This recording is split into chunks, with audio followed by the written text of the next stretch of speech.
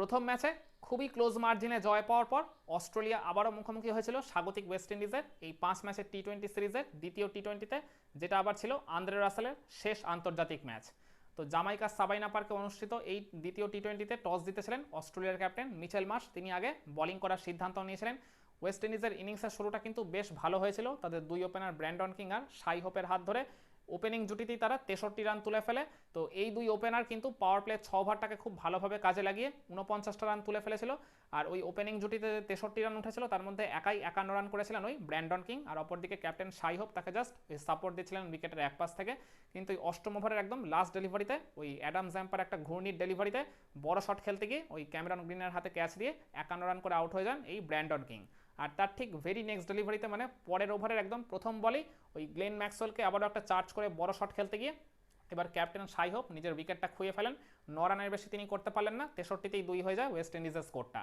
আর এরপর একটা 19 রানের মতো পার্টনারশিপ গড়ে উঠেছিল ওই রস্টন চেজ আর সিমরন হেটমায়ারের মধ্যে, কিন্তু এই জুটিটাও খুব বেশিক্ষণ বড় হলো না। 11 নম্বর ওভারে গ্লেন ম্যাক্সওয়েল বল করতে এসে ফিরিয়ে দিয়েছিলেন ওই সিমরন হেটমায়ারকে, যিনি 14 রান করে একটা বড় নক খেলার ইঙ্গিত দিল। আনফর্চুনেটলি তিনি নিজের ইনিংসটাকে বড় করতে পারলেন না। ওয়েস্ট ইন্ডিজের স্কোরটা হয়ে গেল 3 উইকেটে 82। আর এরপরে আবার একটা 16 রানের জুটি গড়ে উঠেছিল ঠিকই ওই রহমান পাওয়েল আর ওই রস্টন চেজের মধ্যে। তো কিন্তু এই পার্টনারশিপটাও খুব বেশি বড় হলো না। এই জায়গায় রস্টন চেজ একটা ছক্কা মেরে বেশ ভালো মানে পজিটিভ স্টার্ট দেওয়ার ইঙ্গিত দিল, তিনিও নিজের ইনিংসটাকে বড় করতে পারেনি। ওই তিনি যখন আউট হয়ে যান ওয়েস্ট ইন্ডিজের স্কোরটা তখন হয়ে যায় 4 উইকেটে 98। আর এর ঠিক ভেরি নেক্সট ডেলিভারিতেই অ্যাডাম জ্যাম্পা তুলে নিয়েছিলেন আরও একটা উইকেট ওই মানে ডেঞ্জারাস ওই শেরফান রাদারফোর্ডকে। তিনি তার ঠিক 2 বলের মধ্যে ফিরিয়ে দিয়ে ওয়েস্ট ইন্ডিজের স্কোরটাকে করে দেন 5 উইকেটে 98। 100 রানের ভেতরে 5-5টা উইকেট খুঁয়ে তখন ওয়েস্ট ইন্ডিজ বলতে গেলে প্রবল ব্যাকফুটে চলে গেছিল। কিন্তু ওই জায়গায় তখন মানে ক্রিজে আসেন আন্দ্রে রাসেল, যিনি কিনা শেষ আন্তর্জাতিক ম্যাচ বা শেষ টি-20 ম্যাচ খেলতে নামতে চলেছেন দেশের জার্সি গায়ে। তো তিনি নেমে একটা বেশ ঝোড়ো ইনিংস খেললেন। 15 বলে 36 রানের যে বিধ্বংসী ইনিংসটা খেললেন, তাতে করে বলতে গেলে মানে আন্তর্জাতিক ক্রিকেট ক্যারিয়ারের একেবারে শেষ বেলাটা ব্যাট হাতে তিনি ভালো মতোই রাঙিয়ে দিয়ে গেলেন। আর সাথে রহমান পাওয়েলকে সঙ্গে নিয়ে ওই 41 রানের জুটিটাও গড়ে তুললেন। ওই 41 রানের মধ্যে 36 রান একাই করেছেন এই আন্দ্রে রাসেল। তো তার ওই ঝোড়ো ইনিংসটার সৌজন্যে ওয়েস্ট ইন্ডিজকে তিনি পৌঁছে দেন 139-এ। কিন্তু 17 নম্বর ওভারে এসে আবারও একটা বিপত্তি ঘটলো নাথান এলিসের একটা চেঞ্জ অফ পেসার ডেলিভারিতে। আন্দ্রে রাসেল একটা বড় শট খেলতে গিয়ে তিনি উইকেট কিপার জশ ইংলিশের হাতে ক্যাচ দিয়ে আউট হয়ে যান ওই 36টা রান করেই। আর এর পরের 2 ওভারে ওয়েস্ট ইন্ডিজ আরও 2টা উইকেট খুঁয়ে ফেলে। প্রথমে জেসন হোল্ডারের উইকেটটা খোয়ায় আর তারপর আরও এক ব্যাটারের উইকেট খুঁয়ে তাদের স্কোরটা হয়ে যায় 8 উইকেটে 148। কিন্তু এরপর ওই 9th উইকেটে আবার একটা 24 রানের মতো পার্টনারশিপ গড়ে উঠলো আলজারি জোসেফ আর ওই গুডাকেশ মোটির মধ্যে, যেখানে এই গুডাকেশ মোটি 18টা রান তিনি করেছেন ওই মানে 4 আর ছক্কার সহযোগে। মানে যেখানে মনে হচ্ছিল ওয়েস্ট ইন্ডিজের স্কোরটা হয়তো খুব বেশি হলে মেরে কেটে 150 থেকে 155-এর মধ্যে আটকে যাবে। তো সেখানে শেষের দিকের এই ঝোড়ো ইনিংসটার সৌজন্যে ওয়েস্ট ইন্ডিজ তাদের ইনিংসটাকে শেষ করলো 8 উইকেটে 172 এই অবস্থায়। তারপরেও বলতে গেলে একটা মোটামুটি লড়াই করার মতো ফাইটিং টোটাল তারা তুলতে পেরেছিল দিন শেষে। তো এই 173 রানের লক্ষ্যমাত্রা নিয়ে খেলতে নেবে অস্ট্রেলিয়ার ইনিংসের শুরুটা কিন্তু আবার খুব একটা ভালো হয়নি। অস্ট্রেলিয়ার এদিন ব্যাটিং অর্ডারে বা লাইন আপে বেশ কিছু পরিবর্তন এসেছিল। জেক ফ্রেজার ম্যাকগারকে তারা ড্রপ করে এই জায়গায় গ্লেন ম্যাক্সওয়েলকে দিয়ে তারা ওপেন করেছিল ওই ক্যাপ্টেন মিচেল মার্শের সঙ্গে।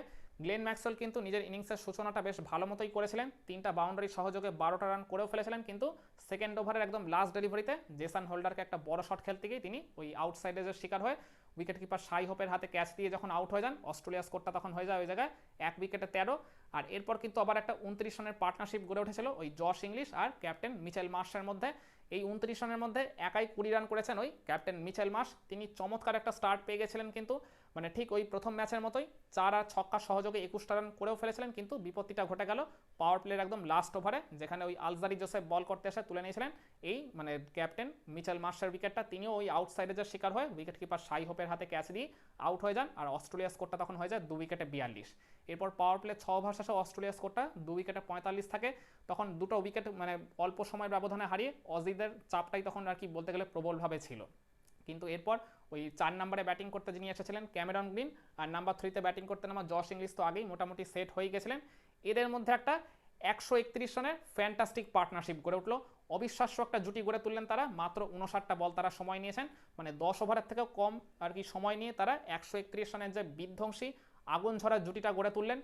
দুজনেই 2টা চমৎকার মানে 50+ রানের ইনিংস খেলেছেন। ক্যামেরন গ্রিন 56 রানে অপরাজিত ছিলেন, আর অপরদিকে জশ ইংলিশের কথা আর কি বলবো, তিনি 78 রান করে ক্রিজে অপরাজিত ছিলেন। তবে তার থেকেও বড় কথা 230+ স্ট্রাইক রেটে তিনি ব্যাটিং করেছেন। মানে ক্যামেরন গ্রিনের ইনিংসটা যথেষ্ট বিধ্বংসী হলো, জশ ইংলিশের ইনিংসটার পাশে সেটা যথেষ্ট আর কি মলিনী দেখাচ্ছে বলতে হবে।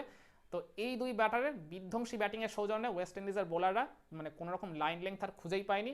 যে পার্টিকুলার জোনে বা যে পার্টিকুলার এরিয়াতেই তারা বল করছিল প্রায় সব বলই তারা গ্যালারির বাইরে একবারে নিয়ম করে পাঠিয়ে যাচ্ছিল। তো এই দুজনের সৌজন্যেই অস্ট্রেলিয়া সেকেন্ড টি-20 ম্যাচেও ওয়েস্ট ইন্ডিজকে হারিয়ে দিল একটা বিশাল ব্যবধানে, মানে 4 ওভার 4 বল মানে 28টা বল হাতে রেখে। তো যার ফলে আন্দ্রে রাসেলের এই বিদায় ম্যাচটা একেবারেই সুখকর হলো না। রেজাল্ট যেহেতু ওয়েস্ট ইন্ডিজের পক্ষে এলো না, তার ফলে আর কি হার দিয়ে আন্দ্রে রাসেলকে তার আন্তর্জাতিক ক্রিকেট ক্যারিয়ারটা শেষ করতে হলো এক প্রকার বলা চলে। তবে তিনি ওই ব্যাট হাতে যে 36 রানের বিধ্বংসী ইনিংসটা খেলে দিয়ে গেছেন, শেষ বেলায় যে একটু হলেও রাঙিয়ে দিয়ে গেছেন, এটাই তার জন্য একটা সান্ত্বনা পুরস্কার ছিল বলতে হবে। তো 5 ম্যাচের টি-20 সিরিজে অস্ট্রেলিয়া এখন 2-0 ব্যবধানে ইতিমধ্যেই এগিয়ে গেল। আর একটা জয়েরই তাদের অপেক্ষা, মানে আর একটা ম্যাচ জিততে পারলেই মানে এই সিরিজ জয়টা তারা নিশ্চিত করে ফেলবে অ্যালংসাইড উইথ টেস্ট সিরিজ। কি মনে করেন, স্বাগতিক ওয়েস্ট ইন্ডিজ কি পারবে এই থার্ড টি-20 ম্যাচেই ঘুরে দাঁড়াতে? ভেন্যু তো বদল হচ্ছে, ভেন্যু বদলের সাথে তাদের ভাগ্য কি তারা বদল করতে পারবে? অস্ট্রেলিয়াকে হারিয়ে তারা এই সিরিজে আবারও কি প্রত্যাবর্তন করতে পারবে? কমেন্ট করে আপনার মতামতটা জানাতে পারেন।